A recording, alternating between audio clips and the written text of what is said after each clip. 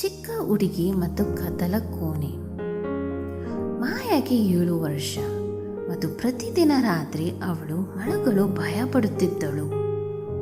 ಅವಳ ಕೋಣೆ ತುಂಬ ದೊಡ್ಡದಾಗಿದೆ, ತುಂಬ ಕತ್ತಲಾಗಿದೆ ಮತ್ತು ತುಂಬ ಭಯಾನಕವಾಗಿದೆ ಎಂದು ಅನಿಸುತ್ತಿತ್ತು.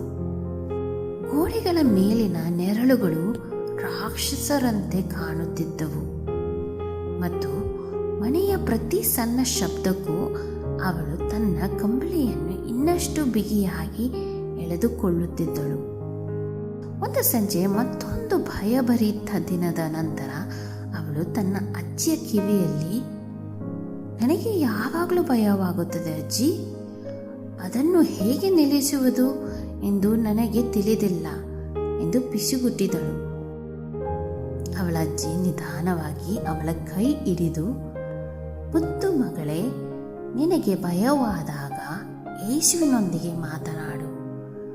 ಬೈಬಲ್ ಹೇಳುತ್ತದೆ, ನಾನು ಕರ್ತನನ್ನು ಹುಡುಕಿದೆ ಮತ್ತು ಆತನು ನನಗೆ ಉತ್ತರಿಸಿದನು. ಆತನು ನನ್ನ ಎಲ್ಲ ಭಯಗಳಿಂದ ನನ್ನನ್ನು ಬಿಡಿಸಿದನು. ಆತನು ಕತ್ತಲೆಯಲ್ಲಿಯೂ ಹತ್ತಿರವಿದ್ದಾನೆ ಎಂದಳು. ಆ ರಾತ್ರಿ ಮಾಯಾ ಹಾಸಿಗೆಗೆ ಹತ್ತಿದ್ದಾಗ ಅವಳ ಭಯ ಮತ್ತೆ ಆವರಿಸಲು ಪ್ರಾರಂಭಿಸಿತು.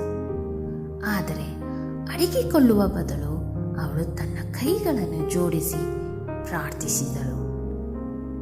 ಯೇಸುವೇ, ನನಗೆ ಭಯವಾಗಿದೆ, ದಯವಿಟ್ಟು ನನ್ನೊಂದಿಗೆ ಇರಿ, ದಯವಿಟ್ಟು ನನ್ನ ಭಯವನ್ನು ದೂರ ಮಾಡಿ.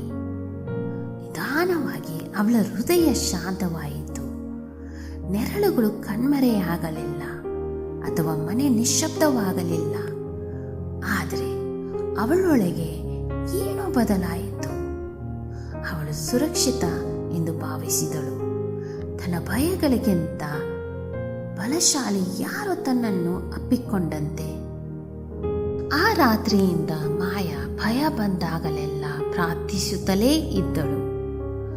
ಪ್ರತಿ ಬಾರಿಯೂ ಯೇಸು ನಿಜವಾಗಿಯೂ ಉತ್ತರಿಸಿದನು. ಅವಳ ಪುಟ್ಟ ಹೃದಯಕ್ಕೆ ಶಾಂತಿ, ಧೈರ್ಯ ಮತ್ತು ಬೆಳಕನ್ನು ತಂದನು ಎಂದು ಅವಳು ಕಂಡುಕೊಂಡಳು. ಪಾಠ: ಮಾಯಲಂತೆ ನಾವು ನಮ್ಮ ಭಯದಲ್ಲಿ ಕರ್ತನನ್ನು ಹುಡುಕಿದಾಗ ಆತನು ಯಾವಾಗಲೂ ನಮ್ಮ ಸುತ್ತಲಿನ ಪರಿಸ್ಥಿತಿಯನ್ನು ತಕ್ಷಣವೇ ಬದಲಾಯಿಸುವುದಿಲ್ಲ. ಆದರೆ ಆತನು ನಮ್ಮನ್ನು ಆಂತರಿಕವಾಗಿ ಬದಲಾಯಿಸುತ್ತಾನೆ. ಭಯವು ಕಸಿದುಕೊಳ್ಳಲಾಗದ ಶಾಂತಿಯನ್ನು ಆತನು ನೀಡುತ್ತಾನೆ.